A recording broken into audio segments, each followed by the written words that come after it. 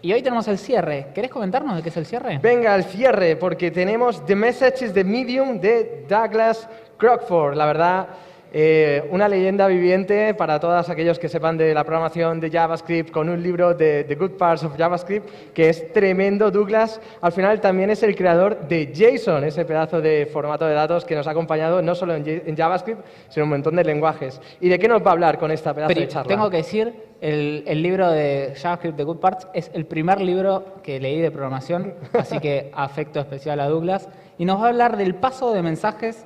Es un mecanismo bien conocido y poco comprendido que implica comunicación más que cálculos en la evolución de la programación. Así pues que, un gran aplauso para Douglas. Aplauso para Douglas. Good luck.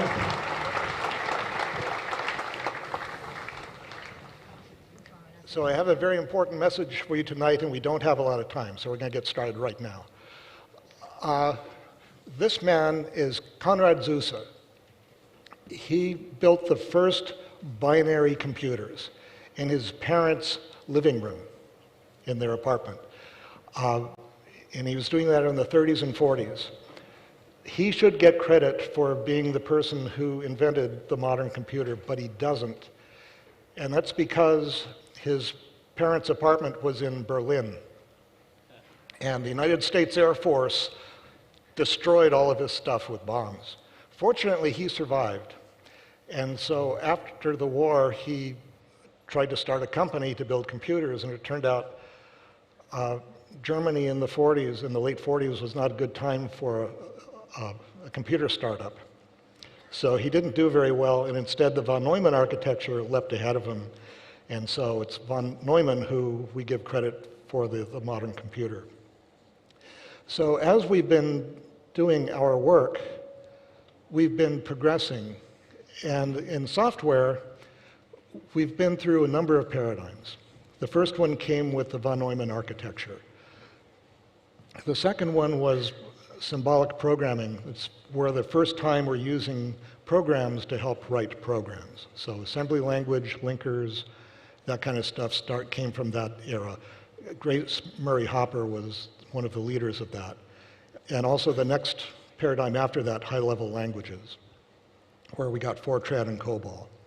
Next came structured programming with languages like Algol, Pascal, and C. Then object-oriented programming with Smalltalk and, regrettably, C++ and Java.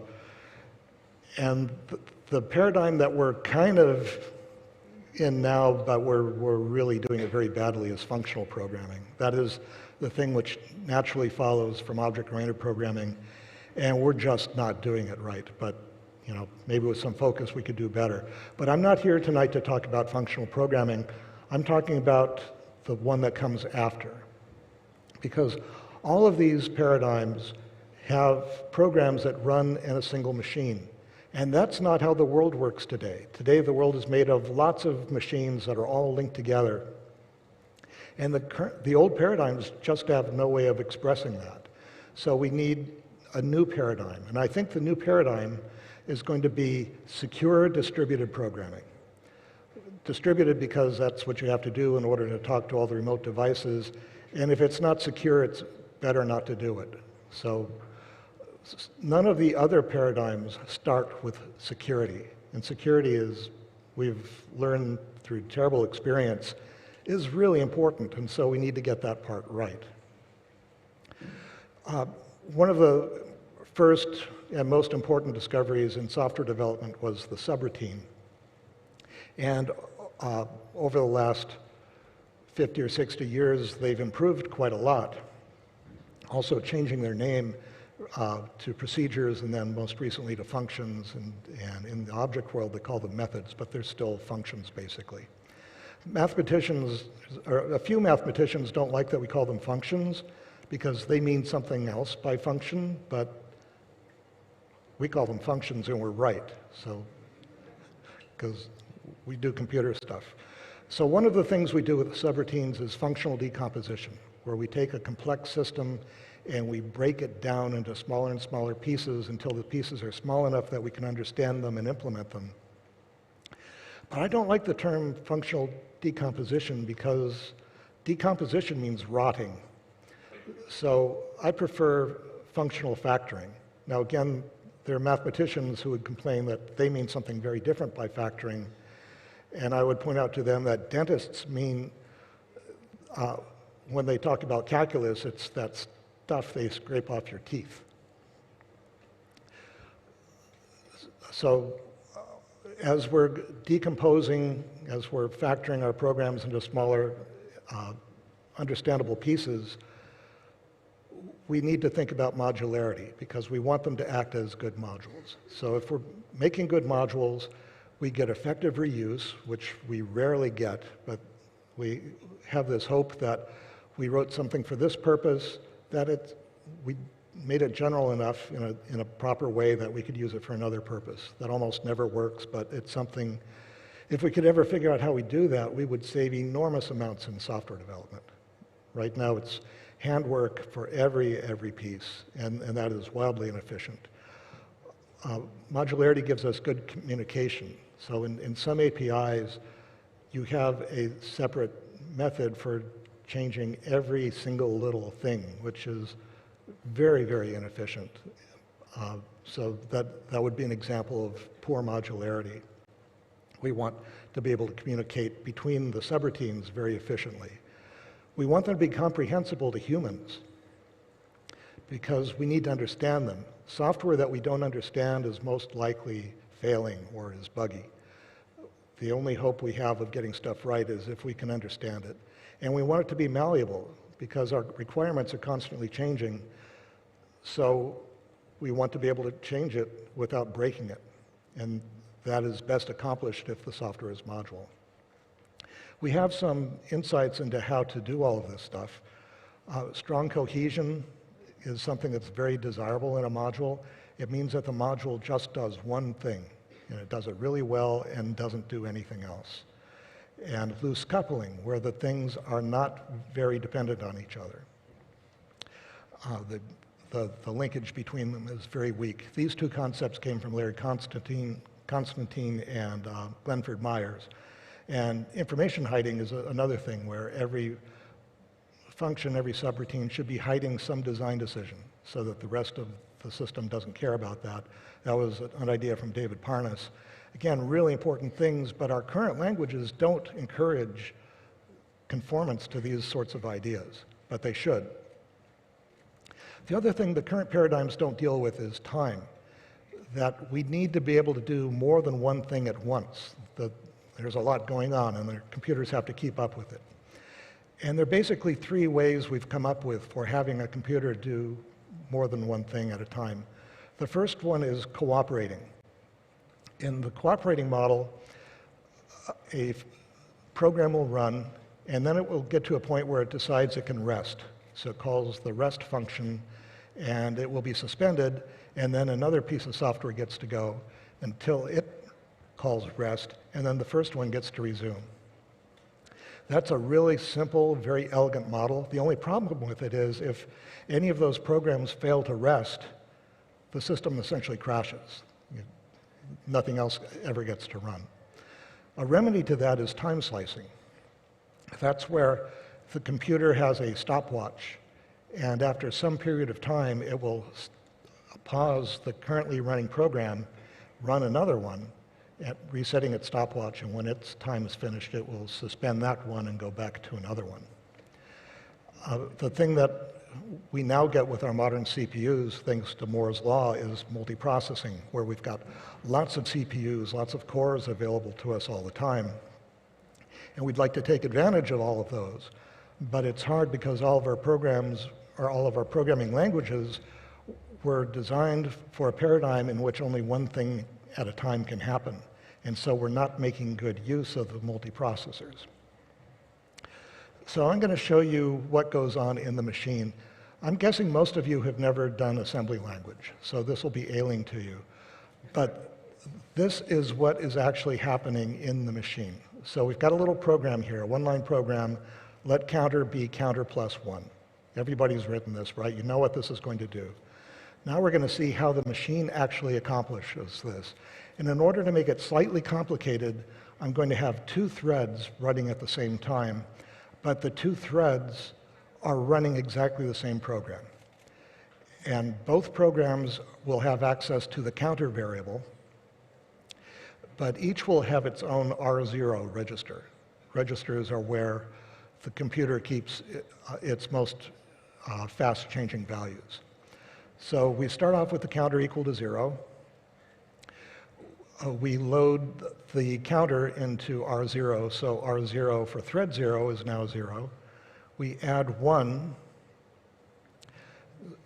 so now R0 is 1, and we store it back into counter, so counter is now 1. Everybody with me so far? This is what computers do, so you should know about this. Okay, now the second thread starts. It's exactly the same as before, except this time it's changing the R0 that's associated with thread 1, and at the end, the counter is 2, which is the right answer. You may need a proof, but you can believe me, 2 is the right answer. Okay, so let's try it again, but this time we're going to do time slicing. So we move 0 into the counter, or into R0, we add 1 to R0, and now we time slice. Okay, now we're in the other thread, and in the other thread, we load the counter, and we add 1 to it, and we store it, so counter is now 1. And now we slice back to the first program, and it stores its R0, which is still 1, so the result is 1, which is wrong. So this stuff is really hard to debug because it's exactly the same code. Nothing changed except the temporality is slightly different.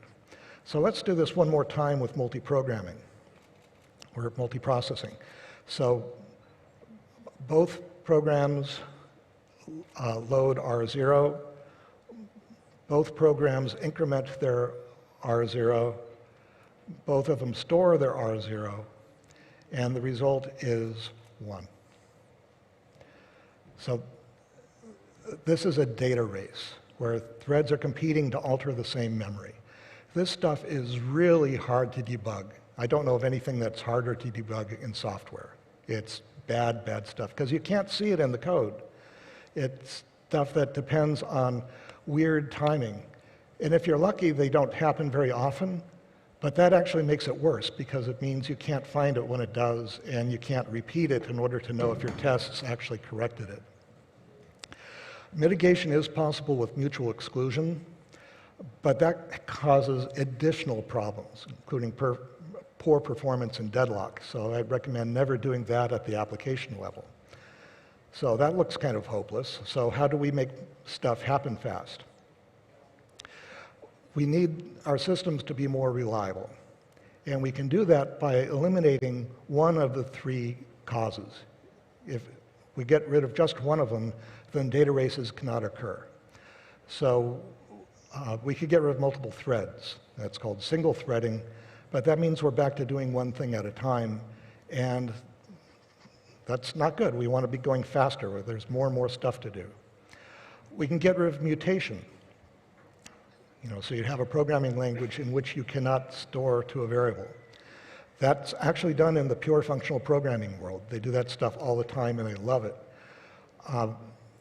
The Rust language does something similar where it tries to put constraints on what threads are able to mutate what variables. But both of them are pretty difficult to deal with. The approach I prefer is to avoid sharing memory at all. If we have a programming model in which the entities don't share memory, races cannot occur. We can run full speed with as many cores as are available. So we want the next programming paradigm to deal effectively with many machines because that is how the world works.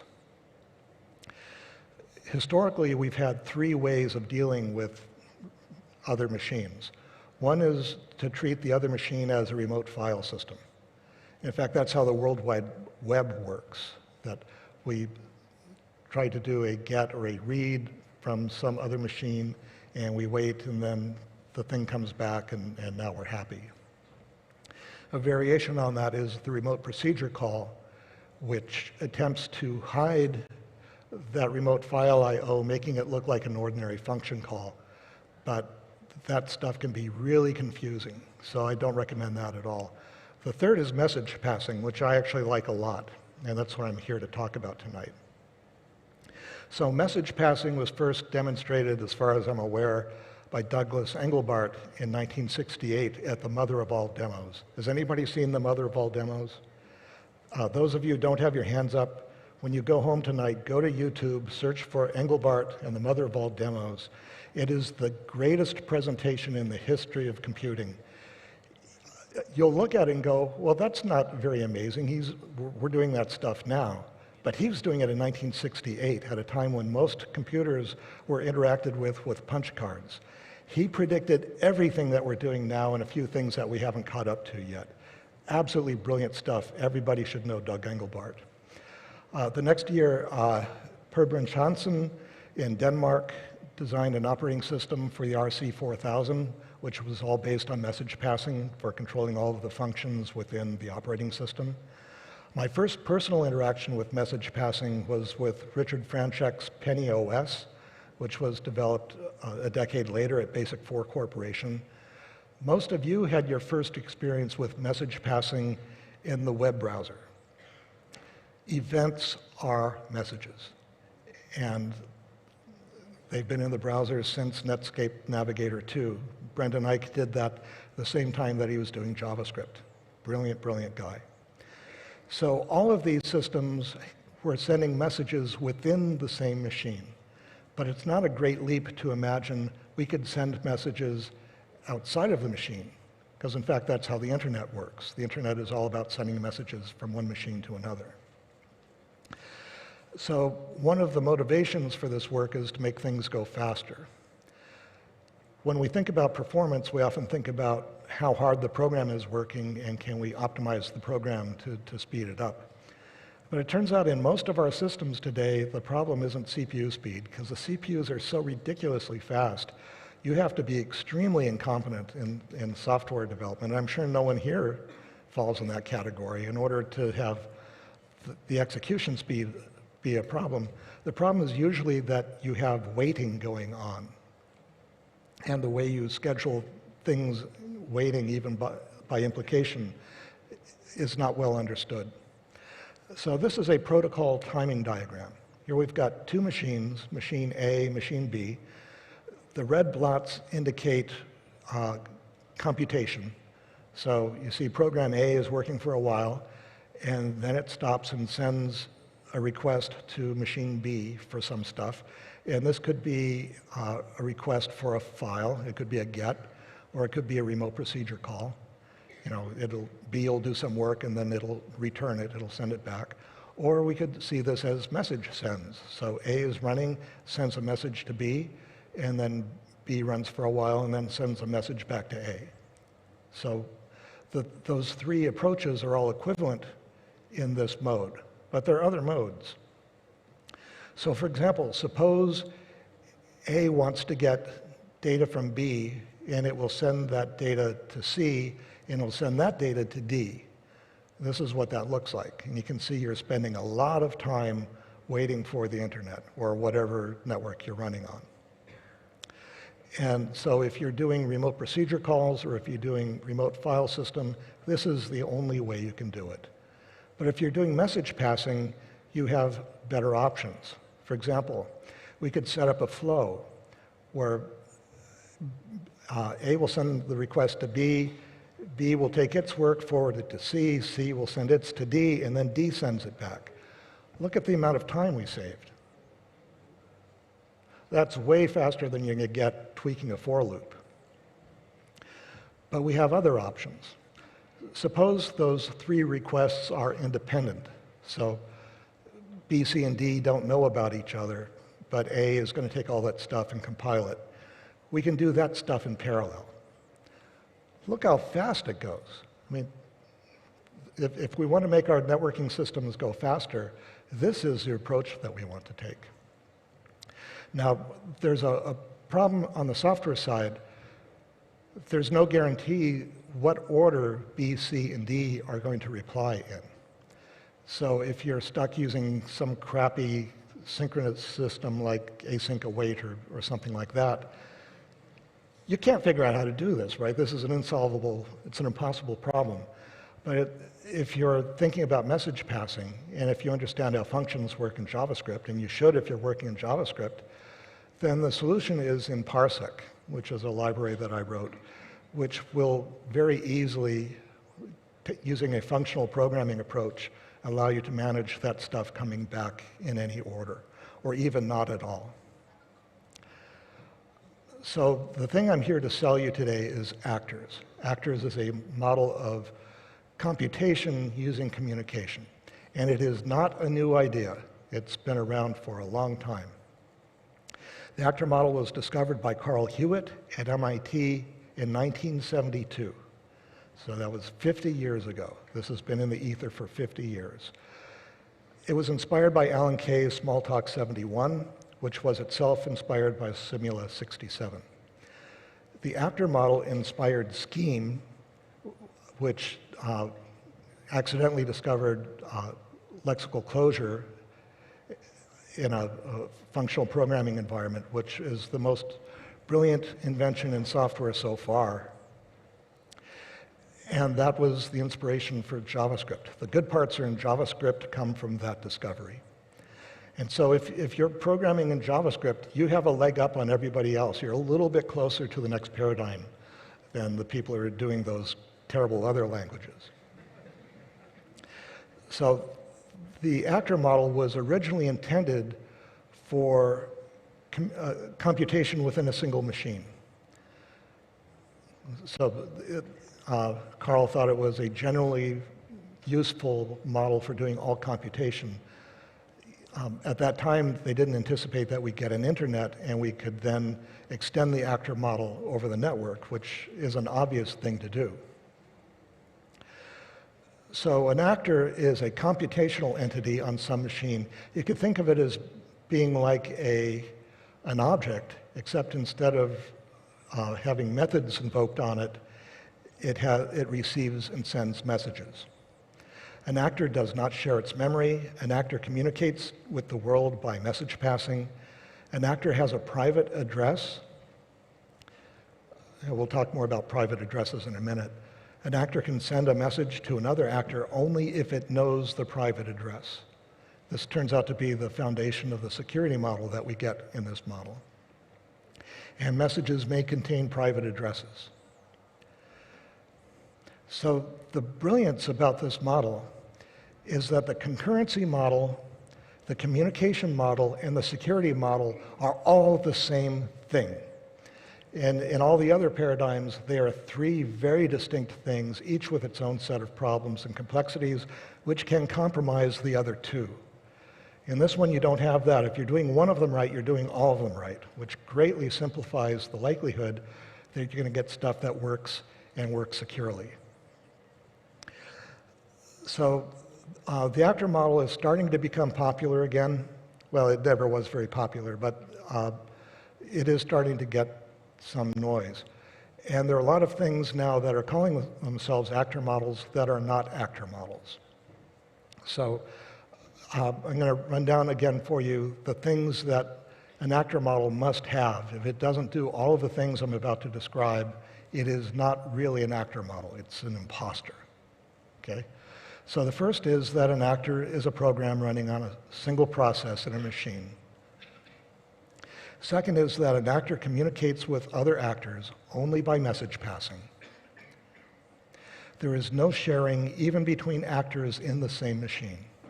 This is a hard thing for some architects to accept because they think that shared memory is necessary for efficiency. It's not. Will more than make up for whatever is lost in that sharing by being able to exploit the multiple cores. So that's not a consideration anymore. An actor can create new actors in its own machine. Every actor has a private address. And by private, I mean it's unguessable. So you can't take another address and do some simple algorithm on it and figure out what other addresses are. They are based on big random numbers, and there's just no way that you could find one. If you have an actor's private address, you can send a message to that actor, and if you don't, you can't. Again, this is the fundamental thing that provides our security. And messages can contain private addresses so that actors can introduce each other to other actors, so they can create their own social web. And actors can have state, which can change based on received messages. There are other things that could be in an actor model that I recommend that don't necessarily have to be in an actor system in order to meet the definition. So the first one is that incoming messages are queued if necessary, delivered in arrival order. An actor will not be given another message until it is done with the previous one. This is very similar to how events work in the browser. Messages sent by an actor will be held until done. So this is a reliability feature. So during its turn, an actor may be sending messages to other machines or even itself. But if before its turn is over, the actor fails, ordinarily that doesn't happen, but if it does, we'd like to go back in time and recall those messages because it may be spreading contagion, putting confusion out into the rest of the system. So we'll hold all the outgoing messages until the end of the turn. Then an actor's turn may be time sliced. That allows for a situation where an actor might just need a lot of time to do its work. And because we can time slice, other stuff in the system is allowed to proceed while it's doing its stuff. It may get demoted to less priority, but it'll still get to run to completion.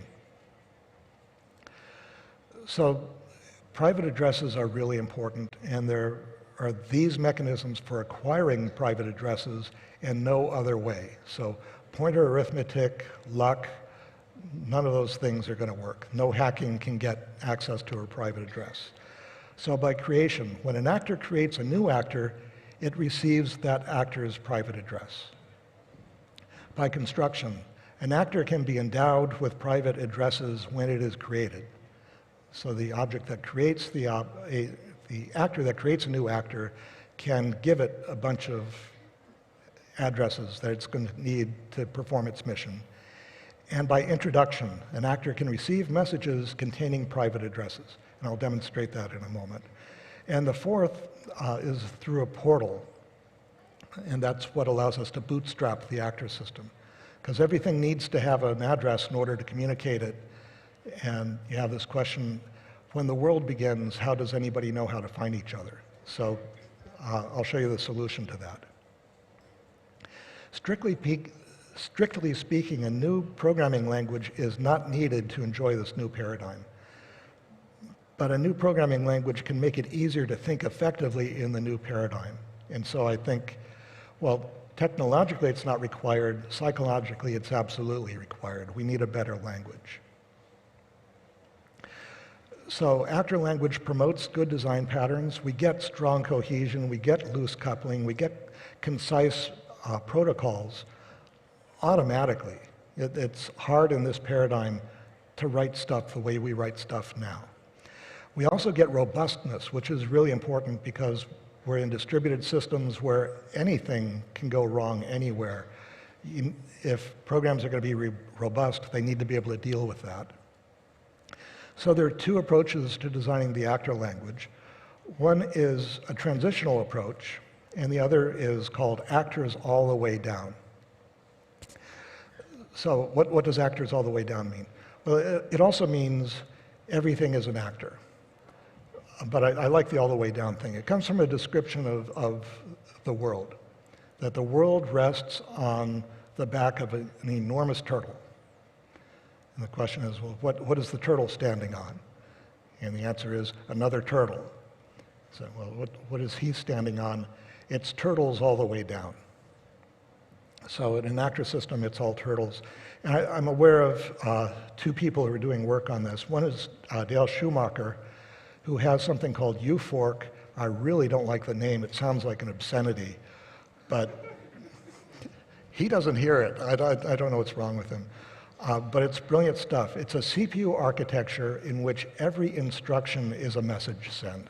It's absolutely brilliant and unconventional, and I would really like someone who wants to move us into the future to invest in him, because I think that's great. Also, Carl Hewitt, the father of the actor model, did a lot of work on a language called ActorScript, and he also had, in parallel with that, a design for a CPU architecture which was going to be all about actors. Unfortunately, he passed away last year, and I don't think that work is going to be continued. But the approach I'm going to take is a transitional language, because industry likes little steps. We say we love innovation, but we hate innovation, and so I'm going to do something that's a little easier. We'll take the best of current practice, add an expansion kit for actor functionality. Hopefully it'll not be as crappy as C++, which is another transitional language. And I'll do that by starting with JavaScript, which has a couple of good parts that I like. The flexible objects I think are brilliant, and functions as first-class objects with lexical closure is brilliant, and the language was optimized for event handling, which is brilliant, and pretty much everything else is bad parts, including all the new stuff, the sequential illusion of confusion, which is async await and promises, all that crap, all that goes. So instead, we get a nice system called the MISTY system. I call it that because it's a vaporware. And I start by correcting every design mistake in JavaScript. I add actor extensions. I add a send statement, which takes a private address and a message object. You can also give it a callback so that if the actor wants to reply to that message, it can do so. And you can register a receiver function and a portal function, which is used for bootstrapping. So it'll be cleaner, more modular, better, also give you blobs, failure management, and no exceptions, because exceptions, I think, have not worked. They don't make our systems more reliable. So let me introduce you to the theater of computation. Behold the worker. Okay, this is your first actor. It is a very powerful, very important actor. It may have lots of other actors working for it. We don't want to expose this one to the internet because it's just too powerful. We need to defend it. So it creates an agent. And that arrow means that each has the address of the other, so they can communicate with each other. And there's a client object or a client actor on another machine, and it has the address of the agent, but it wants the address of the worker because it has some work it needs to do. So it sends a message to the agent. But the agent does not forward it to the worker. Instead, the agent creates a liaison, which will stand in front of the worker and will introduce the client to the liaison. Now, the client doesn't know what address it got. It thinks it's a worker, and the liaison will act like a worker. So the client now has that address. But the client's not going to do the work because we want to have strong cohesion, so it's going to pass the next step to a minion. So it'll give the minion that address, and so the minion can now send a message to the liaison. The liaison will inspect the message, decide if it's good, if it doesn't violate any contracts or security conditions, and if everything is great, it will forward it to the worker. Now, we could have lots of minions on different machines, and the agent could have them all talk to the same liaison, but it would be better to give each one their own liaison. That gives us some accountability so that we know we can look at which liaison was asked to do something wrong and work about it. And we could also kill one of the liaisons if we need to revoke the permission that we gave to the minion. So previously I showed you that the client had the address of the agent. So how did the client get the private address of the agent? So we've got some bootstrapping to do here. So we have this state, and the agent creates a portal. A portal is a special actor that has a public address. Most actors don't have public addresses, but this one does. And it also has a public-private key pair. So if the client knows the public address of the portal and the public key, it can encrypt a message in the portal's public key asking for a reference into their system. And that's how we bootstrap. If you want to, this is the only place in the system, in an actor system, where we care about the conventional definition of security, where we're going to have passwords and access control lists and certificates and all of that other crap. None of that is needed in this system, but if you need to have it, this is the place you put it. And once the portal decides you're okay, then it will connect you to the agent. Again, you get concurrency, communication, security. They are all the same thing in this model. So there are a lot of things. The security model here is called a capability security system. Capabilities are becoming popular now, and capability doesn't necessarily mean good. So there are a lot of things calling themselves capabilities that are not. So these are some of the things you look for in a real capability system. You can only communicate with actors if you have their address, and that means the addresses have to be unguessable. You can make stand-in actors that lack the power of the star actors. We saw that with, in the earlier example. That's called attenuation, where we can reduce the power that's available to the callers. And we only give out addresses to actors that have the least power that can satisfy the intended objective, and it's called the principle of least authority. So the other thing we need is robustness, and the way we accomplish that is by reasoning about reality, that it's easiest to reason about a program when it's starting up. It is hardest to reason about a program when it is failing unexpectedly. But we like to think that we've got to keep the program running at all costs, but once a program gets confused, it's very unlikely that it's ever going to unconfuse itself. We kill them. When an actor gets confused, we kill them. This is a brilliant thing that we learned from Erlang.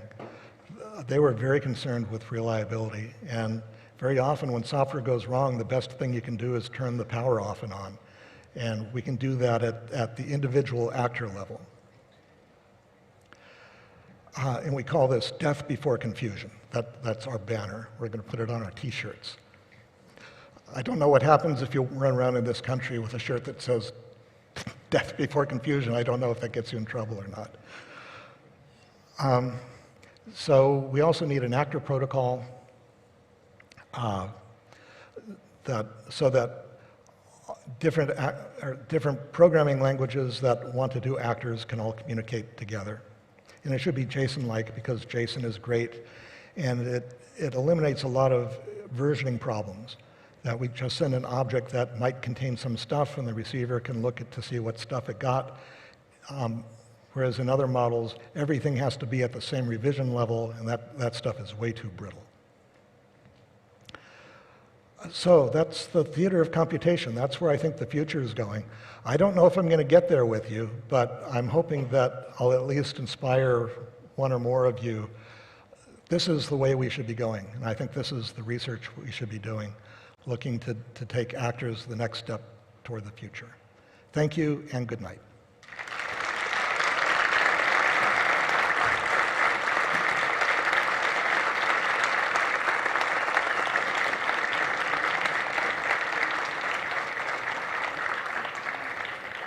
So do we still have time for questions? Yes? Hello. Yeah. Sorry again.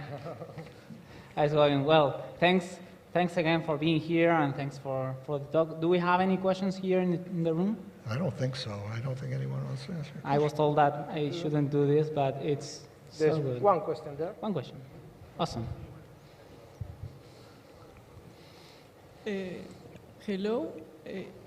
I'm very thankful for the talk, and I I personally never heard of the actor model, but I like to ask if you can recommend any bibliography or resources. Can you put the microphone right? Perfect. If you can recommend any resources on the actor model. Yeah, so Carl Hewitt published a lot of papers at MIT. You can Google those. They just took away the address of my site, where you can read about my opinions on how the MISTY language works. You can look at what I've done, which is an interpretation of Carl Hewitt's actor model. Okay. Is MISTY language currently used? There are a lot of languages which claim to be actor languages. Carl insisted that they weren't, but he wasn't able to explain to me why they weren't, so I don't know. I will tell you that I'm at a stage in my career where I don't have to pay attention to what anybody else is doing. So I'm not a good source on how anything else works or what's good or better. I can only tell you about my own work. Okay. Awesome. Thank you. Okay. We have a question here, and there's another one.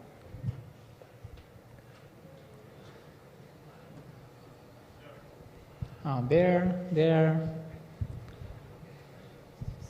Perfect. We'll Hi. start with this one, and then that one. Wait. Okay. Let's start here, and then we go okay. here. We go Yeah, there. thanks. When all these languages like JavaScript and Java and all the managed languages, usually the historic complaint is that they are too heavy, too abstracted. Put the mic closer. Yeah. Right. Too heavy, too abstracted, so they have efficiency problems, and a lot of people used to more low-level things that they can think about because C is close to the metal, so I write some C and it's translated to assembly, and that's what the computer runs. Usually that kind of thing is easier to think about. However, the more I see something like that, that moves toward managed languages that have a lot of abstraction on top, that are easier to use, and then you get further with an actor model that has even more abstractions. You are already talking about protocols and communication across different computers and else. However, managed languages today run well. Hardware is powerful, like you said. Do you see this kind of model being efficient and good enough in the future? You sound like someone my age.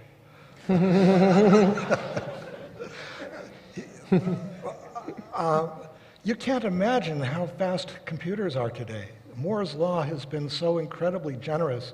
I remember I was working at Atari Labs in the 80s, and we were well aware of Moore's Law, and we would use it to predict, the computer we want to build will be cost effective in this year. You could make those predictions with it. But we didn't know that it was going to be effective for 40 more years, and every 2 years it was going to double. You double, it's so fast and so capable. Most of our inefficiency is due to only being able to do one thing on one core at a time, that we really don't know how to write programs that do lots of stuff efficiently simultaneously. And doing parallelism on that scale is the only thing that's going to make things faster. And the actor model can do it. If we can break it down where everything's a little actor and they can all run independently, we can go so much faster than we're going now. And thinking about the efficiencies we can get in adding one to a variable, like I demonstrated, that's just in the noise. We can be so much faster. That, again, the biggest influence on performance now isn't how much computation we do, it's how much waiting we do. And I think the actor model can eliminate a lot of that waiting. Awesome. Then we have that question, right? That one already had the mic, right? Hello? Perfect. Well, my question was about the things he said, but not really a question. All I want to say is thank you. I thought I had a hard time understanding Misty and the actor model, but in the end, I think I got it. So thank you very much, and thank you for Jason. You're very welcome, Richard. Jason.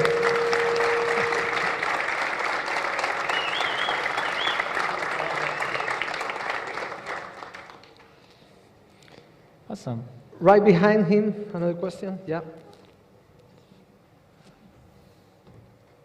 Hello, Douglas.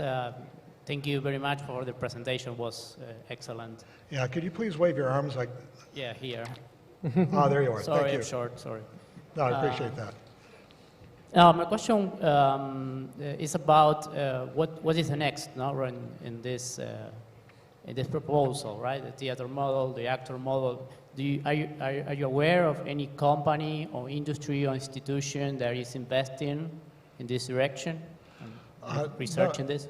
Thank you. But again, I'm not aware of what anybody else is doing. I can tell you what I've been doing. So I've developed Parsec, which is one of the things you need in order to handle the messaging.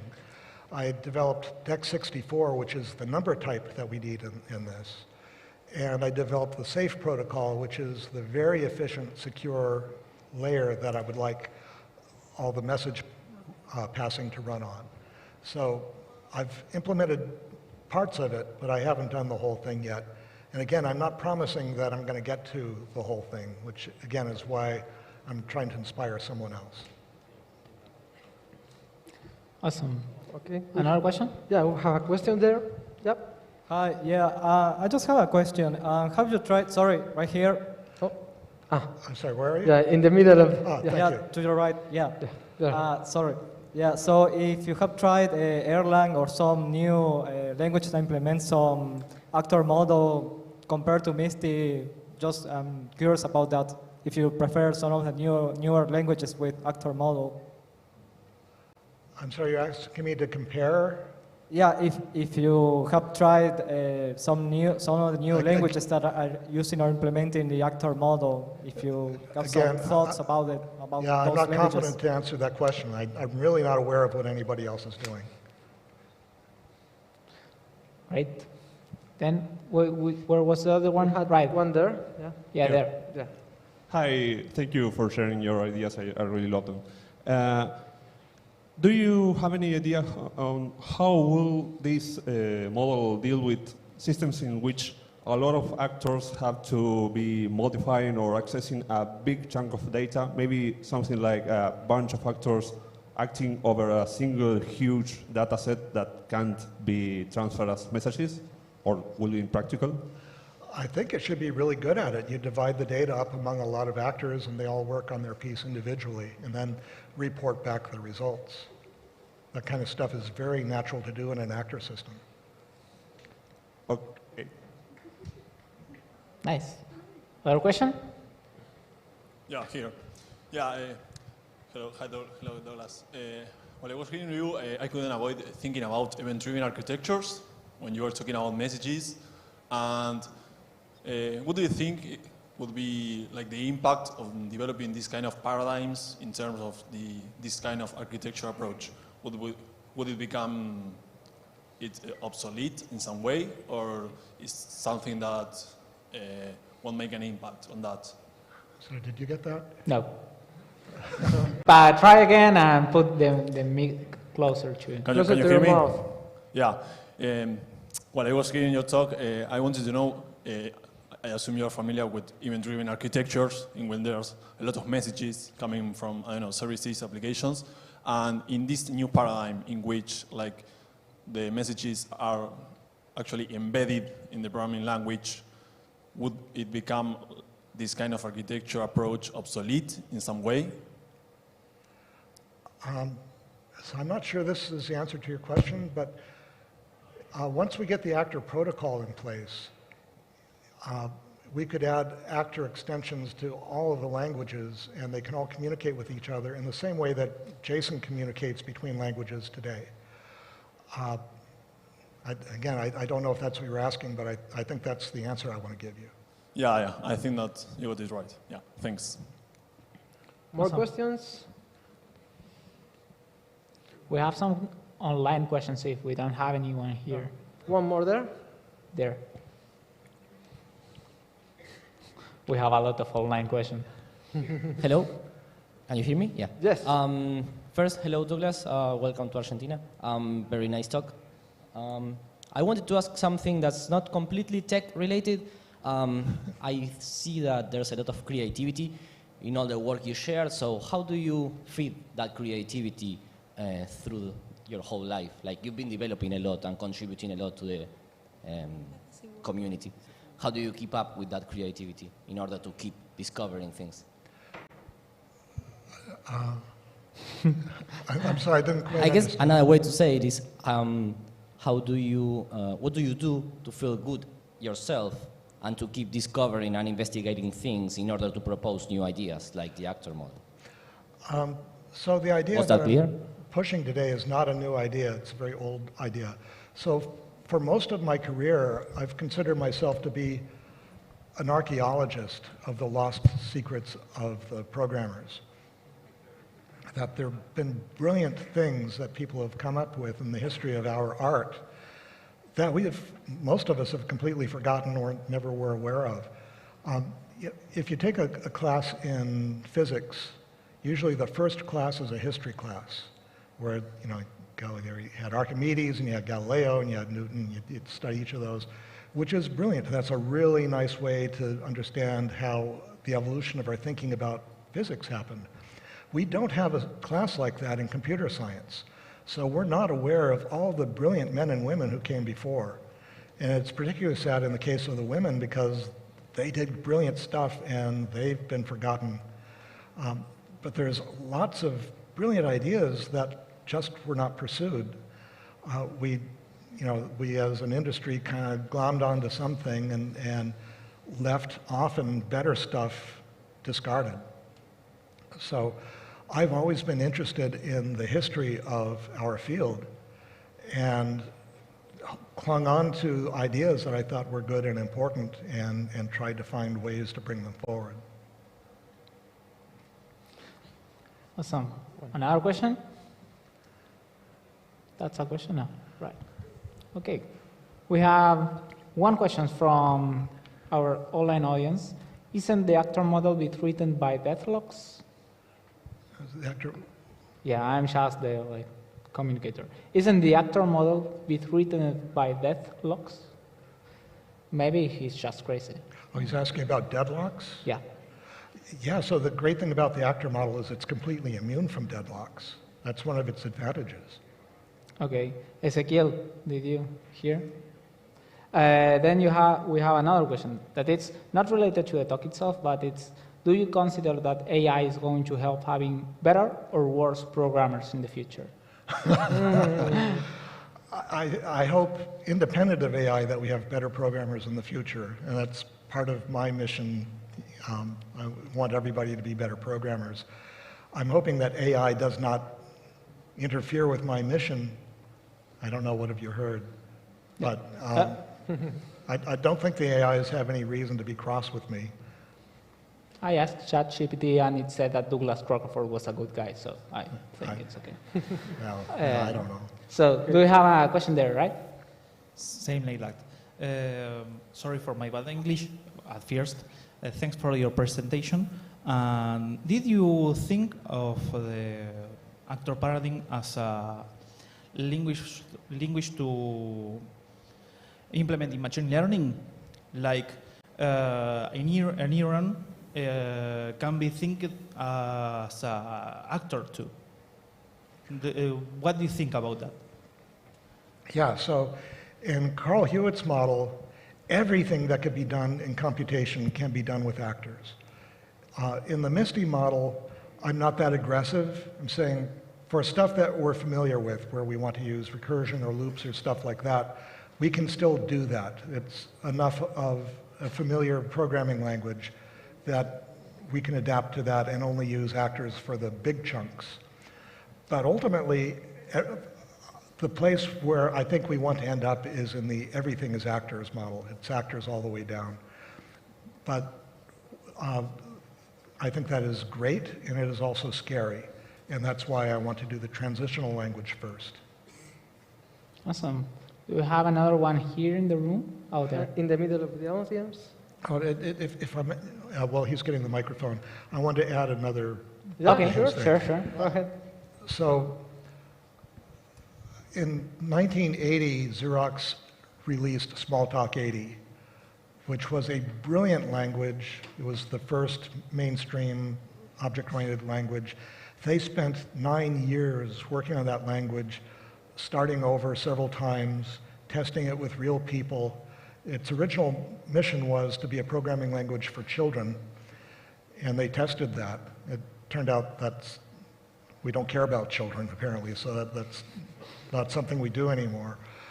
But that was their goal, to make programming that easy.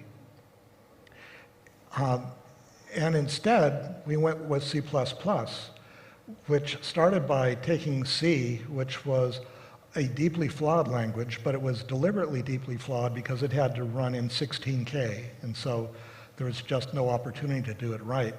C++ had the opportunity to do it right, and totally refused, no, we're not doing it right, we're just slapping actors onto something which in retrospect is a really awful language. And I'm not sure what the point of that was, but... Check. I'm sorry, time for your question, please. It's always a good time to rant about C++. Okay, it's a pleasure for you to be giving a talk here in Argentina. I would like you to expand on the idea of actors, creating new actors.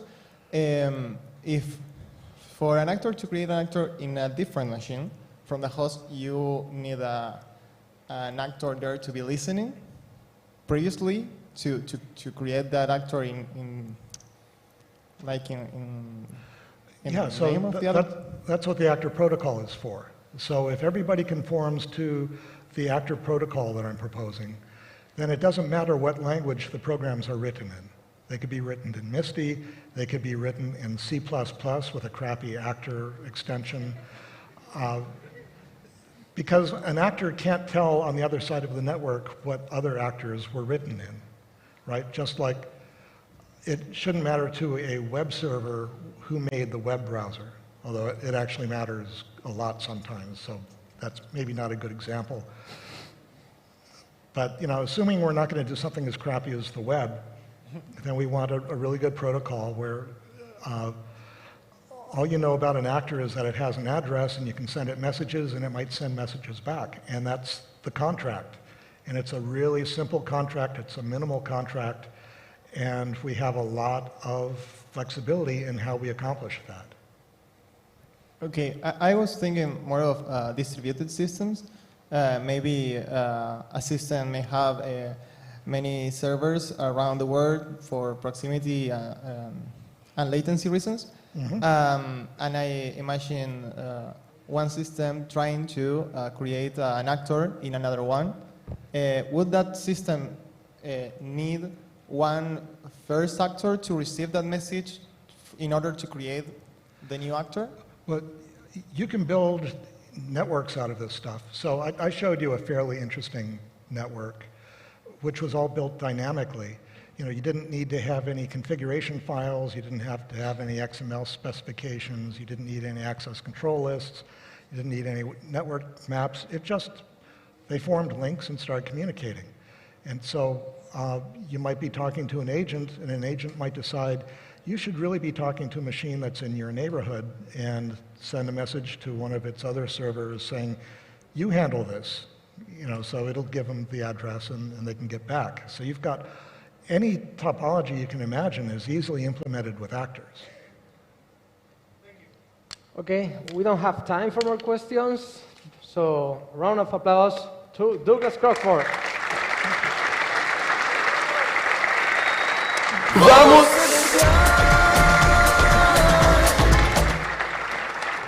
Thank you. Thanks. Bueno, bueno.